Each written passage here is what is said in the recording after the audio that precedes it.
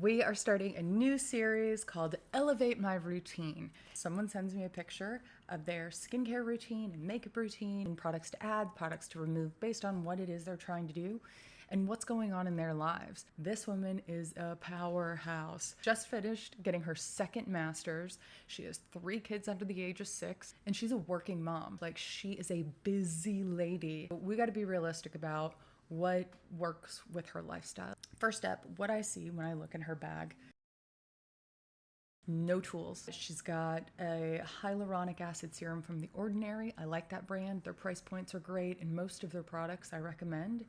She's got a combo moisturizer retinol product.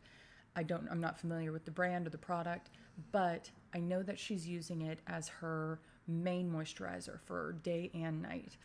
And what that tells me is, at a 3% concentration of retinol, if she is using that all the time and not having any irritation, it makes me question whether or not the pH of that product is where it needs to be in order for that retinol to be effective.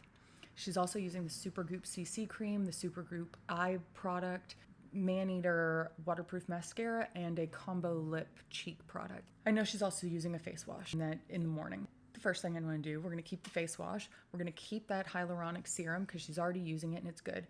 I'd suggest she continue to use that moisturizer with the retinol until it's empty. My goal here, I'm going to add some heavy hitters, some powerhouse products. Once that retinol product is empty, we're going to separate her active ingredients from her moisturizer.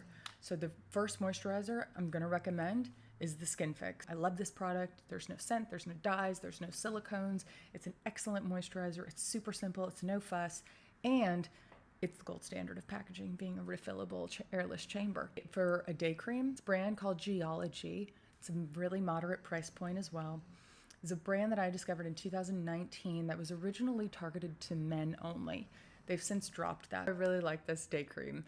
This SPF is not where it should be, but that's okay because we're gonna add more SPF. SPF 15, but what I do like about it is it's got azelaic acid in it, hyaluronic acid in it, and niacinamide. This is a brand new product from them, and it's very similar to the Drunk Elephant De-Bronzy drops. They're highly concentrated. You add it to your moisturizer, your foundation, or on plain skin, which is what I did today. I wouldn't add it on top of unmoisturized skin, and that's all I have on today. What's also great about this, SPF 50. So taking this day cream, adding a little bit of this in, it's just gonna give you kind of a wash of color. I would get rid of the Supergoop CC cream once it's empty. I don't use Supergoop, not one of my brands that I like, because they have silicone in their products, which always breaks me out. Tinted moisturizer that's gonna give you just a little bit more pigment on top of this, the Say Slip Tint. This also has hyaluronic acid and licorice root in it. It's an SPF of 35. I would get rid of the Supergoop eye cream. I know she said already that it's not doing much for her. I don't think you need a separate eye cream. I've talked about this. I feel like it's a scam. If I was gonna add one more makeup product in, it's a concealer. I know that she's not gonna use like a Shape Tape. It's too heavy lifting.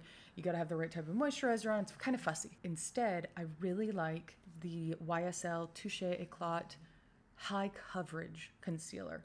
Now this is the same format, the same pen and click dispenser as the original Touche Eclat. The difference is that it's now more pigmented. The original version that was like a sensation in the beauty world in the 90s was really more of a highlighting concealer. This has a lot more pigment in it, and it's just so easy. So you can use it on your face and under the eyes. If you're gonna have one concealer, it's not full coverage, even though it says it's high coverage. It's like a medium plus, but a good enough. The big empty space that I see in terms of active is there's no vitamin C and there's no acid. If I was gonna pick between the two, I think acid gives you more bang for your buck. And there is one product that is exceptional for this, and it's the ITK Tri-Acid Toner. First of all, I love the packaging. No waste. I'm over these toners that you pour in your hands. This is just really intelligent packaging. This toner has lactic acid, salicylic acid, butylactone, and niacinamide. You are getting 4 in one product out of one. And the best part, this is at Walmart for $10. We're gonna add a retinol back. Is there a way we can do more? This is where I think Curology would be a really big help. My mix of Curology is a little bit of tretinoin, some clindamycin, and some azelaic acid. You take a quiz, it formulates it based on what you're trying to achieve. If I could add one tool, there's no question, it's gonna be an eyelash curler. This is the Surratt eyelash curler. It's exceptional. It's an excellent value for this. I've had this one at least 6 years, and I just replaced the pads, which were like 10 bucks. And finally, I know that she's going back to work after graduating. I know she struggles with taking her makeup off at night and washing her face at night. So rather than trying to force that, I think we need to find a product that's going to work with her lifestyle. And in that case, a micellar water is going to be the move. It's not perfect. I think washing your face is better, but in lieu of washing your face, this is going to be the best way to dissolve either the tinted moisturizer or the SPF that you've put on for the day and just the, dirt and grime of the day, and prepare your skin for the moisturizer or whatever active you're going to use that night. If this is something that you're interested in, send me a picture and let's talk. All right.